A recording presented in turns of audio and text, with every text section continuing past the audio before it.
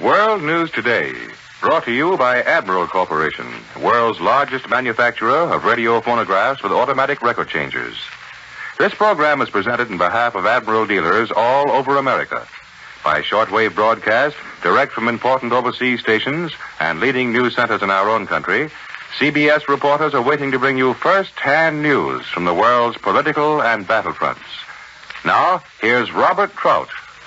This is the day of prayer, a national day of thanksgiving in the United States and Great Britain. President Truman attended services in Washington, and in London, the King and Queen drove to St. Paul's Cathedral in the first royal procession since the war began. Prime Minister Winston Churchill is preparing to broadcast his review of the war and his 5 years in office.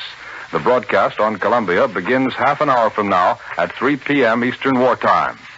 In the Pacific, the Tokyo radio says the Japanese home island of Kyushu is being attacked by 900 carrier planes and also by a small force of B-29s.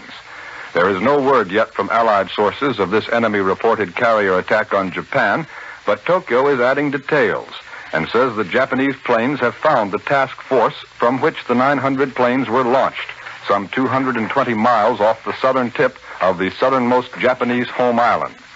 On Okinawa, the Marines are reported to be slowly smashing their way into Amike, a suburb of the island's capital, Naha. But front correspondents reporting this advance warn us that Naha itself may not fall before at least several days more of this hard street fighting with grenades and flamethrowers.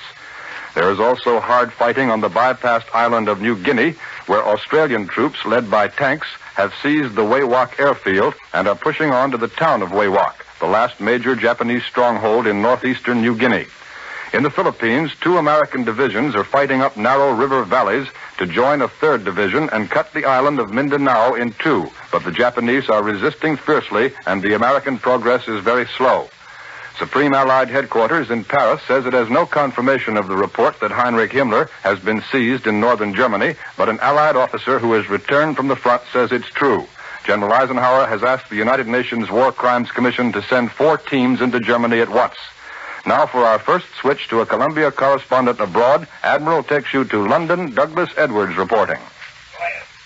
The next episode in Britain's victory celebration comes less than a half hour from now when Prime Minister Churchill speaks to his home nation and the world.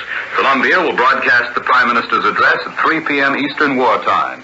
Mr. Churchill is expected to review the war years, the years in which he led Great Britain out of sore and trying times into victory at the side of our own country in Russia. 1,500 fighters and heavy bombers of the American 8th Air Force are right now flying over southern England in a great victory salute, and also in tribute to their commander, Lieutenant General Jimmy Doolittle, the man who first bombed Tokyo. And now for a first-hand description of that mighty aerial victory demonstration, we take you high up on a London rooftop. Edward R. Murrow reporting.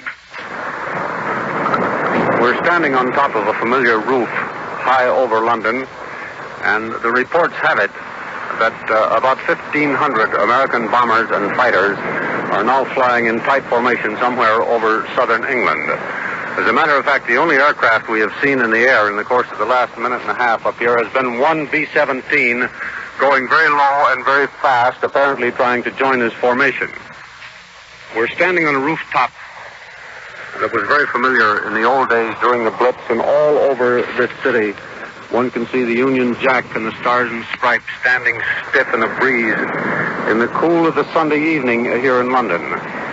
About 15 minutes ago, we could hear the sound of this great air armada off in the distance, but at the moment, it is impossible to see them. Just down to the right, I can see a Swiss flag flying, a Danish, on down the way, the flag of China. Just here beside me is a huge Union Jack. They're rather soft, dark clouds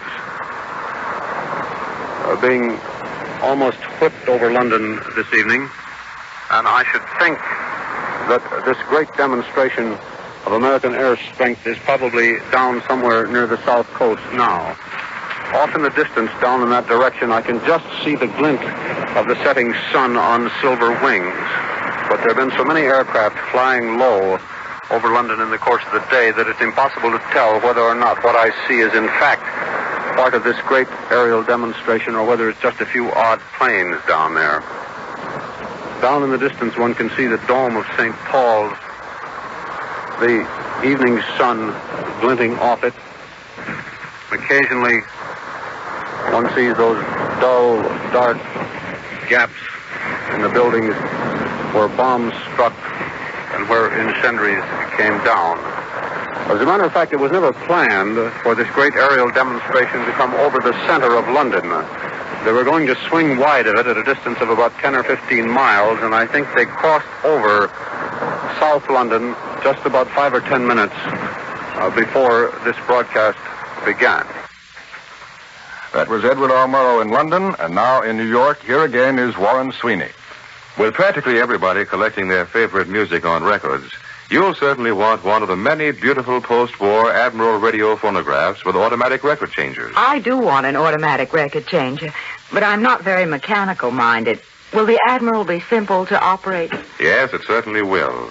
The new Admiral automatic record changer will be so foolproof and trouble-free that it's going to set a new high in musical enjoyment. The Admiral will have only 3 moving parts. Just 3. Right there is the secret of Admiral's trouble-free operation. There just won't be anything to get out of adjustment of the new Admiral automatic changer. So, if you want a really fine radio phonograph with an automatic record changer that will give you years and years of carefree enjoyment, make yours an Admiral, America's smart set. Now, here once again, here's Robert Trout. CBS correspondent Larry LaSueur has just returned to Paris from a visit to Austria, where he spent some time with the Red Army. For his story, Admiral takes you to CBS Paris. Larry LaSueur reporting. Yesterday, I was in Russian-occupied Austria. This isn't the first time that the Eastern influence has made its way up the fertile valley of the Danube, because in the little white villages that stud the green Austrian hills, you can see the tulip-domed minarets of ancient churches that mark the high tide of Byzantine influence in the Middle Ages. The Austrian people under Russian occupation were an expression little different from those in the American zone. It's one of resignation. But still, there are as many of the red and white flags of free Austria waving from the windows in the Russian zone as in ours. My jeep threaded its way among the abandoned German trucks that were left stranded when the German army fled panic-stricken from the Russians into our lines. A long line of Russian tanks came up and smashed and shoved them into the ditch. That was a far cry from the Russian front in 1942, when I used to see every abandoned German truck guarded like gold, and Russian salvage crews working frantically on them. The Red Army has all the equipment it needs now. But strangely enough, the only American equipment I saw, aside from a few trucks, were jeeps. The tanks were Russian-made and heavier than our own Shermans. The Russian tank men were the youngest men I've ever seen in tanks. They could scarcely be over 18. I asked one of the Russian youngsters what he thought of the Austrians. He said the Austrian people were all right, but the Austrian soldiers had acted very badly in the Ukraine. Personally, he was a little contemptuous about the way the Austrian civilians had replaced the white surrender flags with the red and white flags of free Austria a few hours after the Red Army entered. He showed me some of the Russian occupation money for Austria. It looked very much like American occupation money, and it said nothing about Russia at all, simply Allied military government. Vienna, he said, was fairly gay and not very much damaged. And as far as I could see, there were no rules against the Russians fraternizing with the Austrians. Long lines of Russian slave workers on foot and in horse-drawn carts were making their way eastward, liberated. Such a ragtag procession you never saw before. Some driving German trucks, some on bicycles, and all that was colorful and picturesque in Russia came by. Some with the slanted eyes of the East, others with the blue eyes and fair hair of the Ukraine. Unarmed and dejected, German prisoners were making their way in little bands, unguarded, to the prison cages. Russian soldiers passed them by without notice.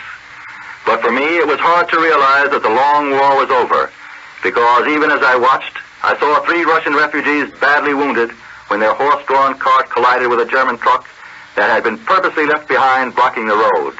It had been booby-trapped by the Germans. And this is Larry LaSueur returning you now to Admiral in New York. Next, for a summary of developments in the war against Japan, Admiral takes you to CBS San Francisco, Major George Fielding Eliot reporting.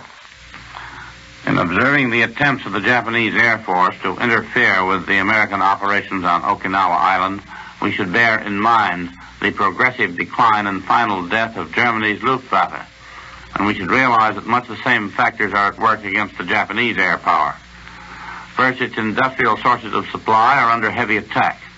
Next, its outside fuel supplies have been cut off, and its internal fuel supplies, synthetic plants, and oil storage are also being hit. Finally, its planes and pilots are being destroyed in the air and on the ground on an increasing scale. When it accepts combat, it is always forced to fight greatly superior forces. It has one disadvantage which did not trouble the Luftwaffe to the same extent. It is inferior to its opponents not only in numbers, but also in quality, both of machines and personnel. The Japanese Air Force has already been reduced to the point where it cannot carry out strategic operations of any kind. It has no power to take the offensive. It can only try to counter our blows after those blows have been delivered or are in course of being delivered. Its attempts to do even this are growing feebler and feebler. Obsolete planes and very hastily trained pilots are in evidence. The suicide method of attack is causing some damage to our shipping, but this is a sort of air warfare which is suicidal in more senses than one. It results in a rate of loss which no Air Force can endure, especially one whose production is diminishing rapidly and which, therefore, needs to conserve its strength rather than to recklessly expend it. According to available estimates, the Japanese production of aircraft has been more than cut in half since the beginning of this year by our B-29 attacks. The total now is estimated at hardly more than 1,000 a month, including trainers. And since March 18th, when the attacks on Okinawa began, the Japanese have lost more than 3,000 aircraft in this area alone, or just a little more than twice the number they produced in that period. That's a process that can't go on indefinitely. And now, here in San Francisco is George Moran, one of Columbia's news analysts, with news of the conference and a special interview. Here at the security conference, most of the delegates are getting their first short breathing spell since the discussions opened. Anthony Eden left for Washington early this morning. His successor as chief delegate, Lord Halifax, is visiting Nevada for the weekend, and most of the rest are making a tour of the Golden Gate in lovely sunny weather. But the important story still is that American delegates seem to have found at least a compromise solution for regional security pacts, such as the Chapultepec Agreement.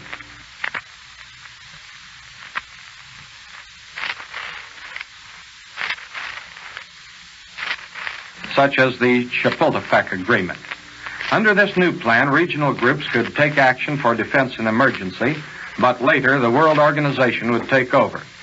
Now, everyone has been wondering how this compromise would suit the Russians, with their particular interest in the Balkan Federation. Well, it seems to be all right, because the Moscow newspaper Izvestia says that the former proposals of Latin American countries to exclude their problems from the world body were a complete deviation from Dumbarton Oaks.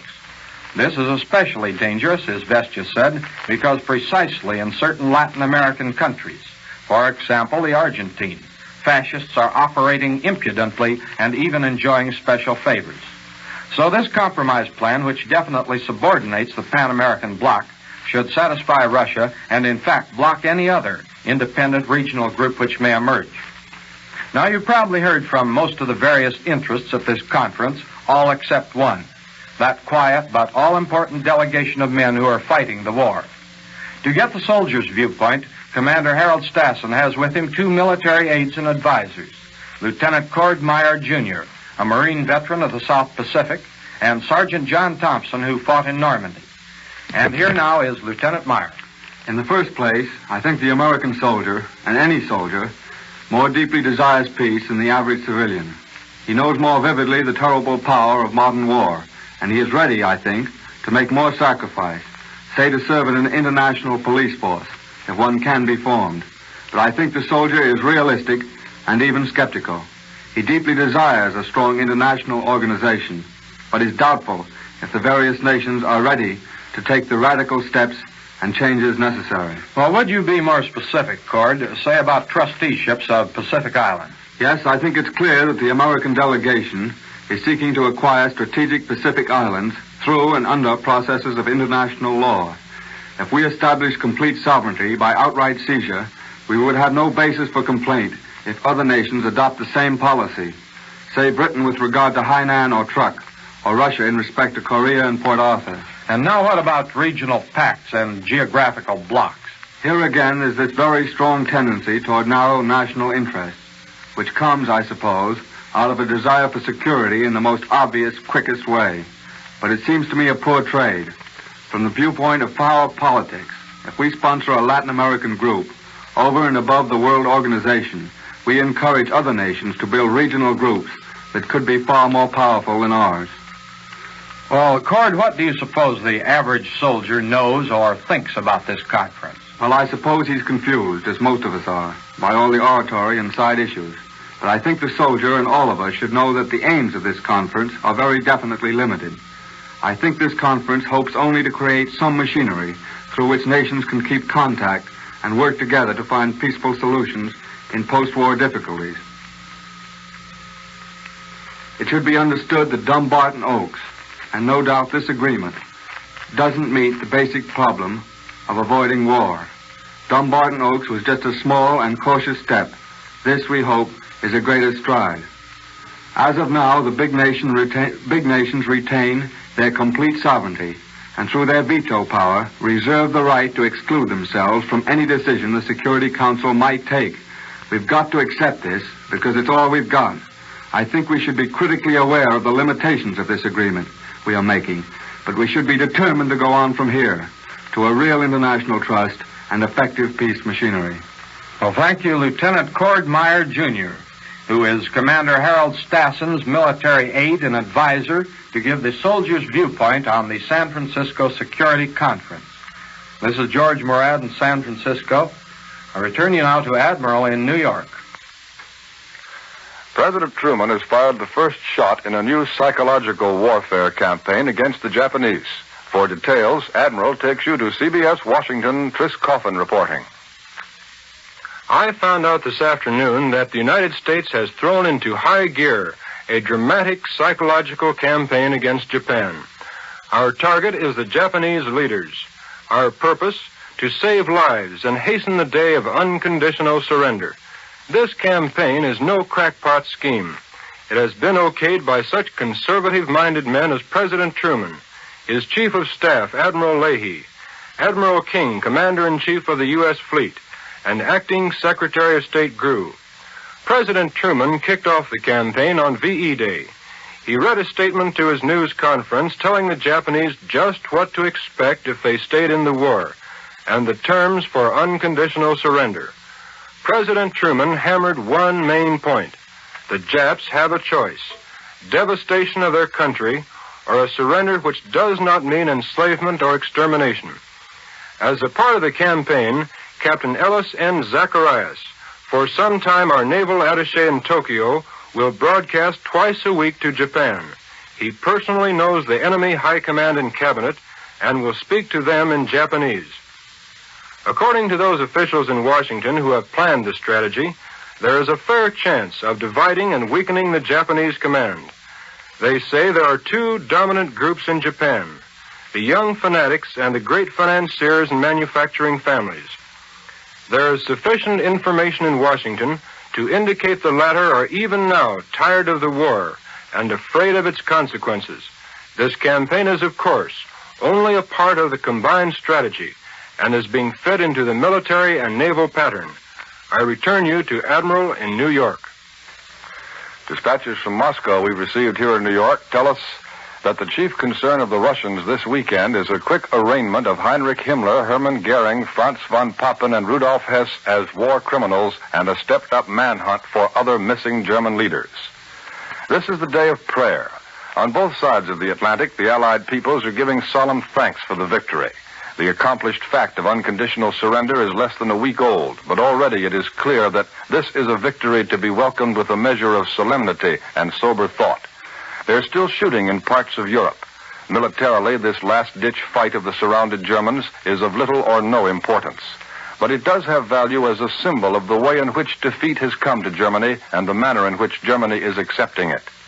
The truth is that in 1945, the mood of defeated Germany in many ways bears an ominous similarity to the mood of defeated Germany in 1918. On the part of the German leaders, there is the same attempt to picture themselves as very decent fellows, really, who were simply doing their duty and would never willingly harm a fly. On the part of the German people, there is the same powerful impulse to ignore the fact that starting a war is a crime and to search for some excuse for the defeat. Both the leaders and the people are seeking to point the finger at someone else. It was not they, but someone else, they say, who is responsible for beginning the war and now for losing it. And it was someone else who smashed all the unwritten laws of warfare and committed atrocities of a quality and quantity unknown before this to the modern world. These German reactions to defeat might have been expected. There's been nothing in the German history of the past century which would have led us to expect anything else. But there's another tendency among the German people which, although it parallels a German mood of 1918, has caused some surprise in the Allied world. Many ordinary Germans are telling American correspondents that they no longer hold Adolf Hitler in high regard, and some German generals have issued statements implying that the German army could have won were it not for the interference of the Nazi Party. This German scorn for the Nazi Party, whether real or pretended, has astonished those Allied observers who expected the trouble in post-war Germany to come from the Nazi Party and from those Germans who refused to forsake it. But the trouble in Germany after the First World War did not come particularly from the Germans who refused to forsake the Kaiser and the form of government which he represented. There were many Germans in 1918 who were eager to announce their dislike of the imperial German government and the Kaiser, who had forgotten his dignity in his wild flight to neutral territory. Less than a week after the victory, the evidence now indicates that if the Nazi Party continues as an important force in German life, it will do so under a different name and under the guidance of different Germans. The swastika and the salute of the outstretched arm are vanishing, and no one seems more eager to make them disappear than the Germans. The German generals and civilian officials plainly consider the old party customs and labels an embarrassing burden, and many of the ordinary German people apparently would like to forget the party that brought them so many triumphs, but failed to bring them the last victory. All this has happened before, a quarter of a century ago, and for the citizens of the United Nations, who are so eager today to prevent history from repeating itself any further in the years to come, there is reason indeed to greet the victory with prayer and with solemn thought. And now to tell you about a post-war refrigerator with a built-in ultraviolet ray lamp to kill bacteria, here is Warren Sweeney. It's the Admiral Sterilamp in the post-war Admiral Dual Temp refrigerator. Low temperature alone cannot always prevent food from spoiling. Mold and gradual decay are proof that bacteria are present. But in the Admiral Dual Temp, the scientific protection produced by Admiral Sterilamp will destroy bacteria on exposed food surfaces and in the surrounding air. Foods will stay fresh and wholesome for a longer period. The ultraviolet rays from the Admiral Sterilamp are as safe as sunshine. Their sanitizing action retards mold growth, reduces spoilage due to bacteria, and combats odors. You'll find this Admiral Sterilamp only in the post-war Admiral Dual Temp, the refrigerator that is really two refrigerators in one. First, the built-in freezing locker in the Admiral Dual Temp will actually quick freeze foods or store frozen foods safely for months. Then, there's the extra-large purified moist cold compartment with Admiral Sterilamp protection. In this compartment, foods will stay fresh and moist in uncovered dishes, and it never has to be defrosted. Yes, the successor to the ordinary mechanical refrigerator will certainly be Dual Temp by Admiral. Even to the millions of servicemen still in Europe, and certainly to those in the Pacific, nothing is more important to their morale than mail, and lots of it. V-mail is ideal for short, frequent letters, and was designed to save precious cargo space. Give your serviceman or woman a lift by writing V-mail today. World News Today is brought to you each Sunday at this hour by Admiral Corporation, makers of Admiral Radio, America's smart set, and post-war makers of Admiral dual-temp refrigerators, Admiral home freezers, Admiral electric ranges. Be sure to listen again next Sunday when Admiral brings you World News Today by shortwave direct from leading news centers of the world. This is CBS, the Columbia Broadcasting System. The WBBM Air Theater, Wrigley Building, Chicago.